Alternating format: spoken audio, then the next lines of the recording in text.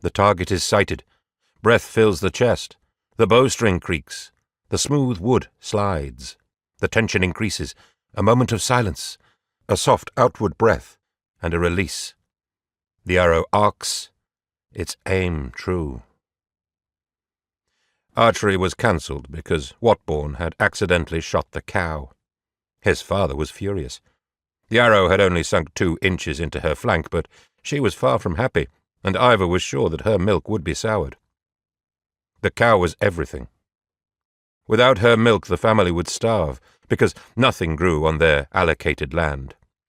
It was just 2 poles long, and was so badly waterlogged that only frogs lived on it. The cow grunted, but seemed unfazed. As black flies settled and resettled on her withers, Ivor teased the arrow out of her rump and treated the cut with a sprig of goldenrod. He refused to forgive his 12-year-old son for such clumsiness. In the golden evening the shamed boy led the cow home and tethered her, and worked at his chores until the sun became a crimson sliver and his father returned. As Watborn loaded a trug with kindling, the yellow-eyed girl watched him. He knew she was looking at him. She was a strange one. She was nameless and lived alone at the end of the village, talking to herself in the dusklight. She secretly watched him from morning to night, careful to keep her distance, especially if Watborn's parents were nearby. It was as if she was bewitched by him. If he touched a tree, she tore off a twig and kept it safe. If he caught a bird, she stole a feather. She collected pebbles and grasses from the spots where he had sat and wove them into necklaces. Sometimes she arranged the little totems he had touched in circles and triangles and sang strange, high-noted songs over them. When Ivor taught his son to fish in the brook that flowed beyond the last house in Breornsey, the girl was waiting.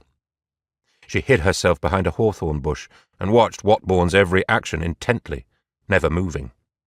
The boy pretended he could not see her.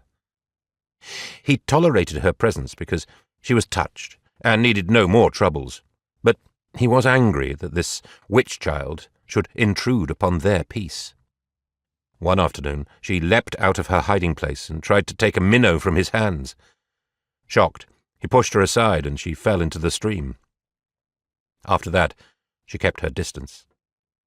When the elders met to allocate provisions to the village families, she appeared in the doorway and shrieked at them, warning all that she had cursed Watborn's family cow, so that anyone drinking from it would endure blackening of the extremities and quickly die. Soon Watborn's parents found that they could sell no milk, and their household began to suffer greatly. The girl watched from the hedgerows and took pleasure in their plight. She was not mad, as some thought, but angry and desperate for a change in her circumstances.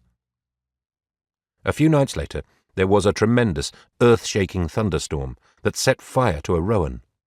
It was taken as a sign that the cow had been cured, so everyone happily bought her milk again, and the balance of life briefly returned. Watborn studied the witch-girl through the trees, and relished her defeat. The village of Breornsey was not much. 13 mildewed houses, a defunct pagan chapel, and a stone hall constructed around a crossroads. Once it had been larger, but the king's men had managed to reduce the population through thoughtlessness. Breornsey traded in skins and ironware and, when times were good, in a particular type of blue glass jar. But when battles were fought, charters were signed, and matters of historical importance took place, they always happened somewhere else. Despite this, the village was a thorn lodged deep in Watborn's heart that could never be removed. One morning he was sitting in a patulous pear tree trying to catch a tiny chirruping bluewing when 4 kingsmen rode into the village dressed in crimson and silver. They came once a month to bargain for sheep and wildfowl, but this time they left with just a few sickly ducks and the witch-girl, who ran beside their horses and persuaded them to take her away from Breornsey. One of the men swung her up and onto his saddle, and then they were gone.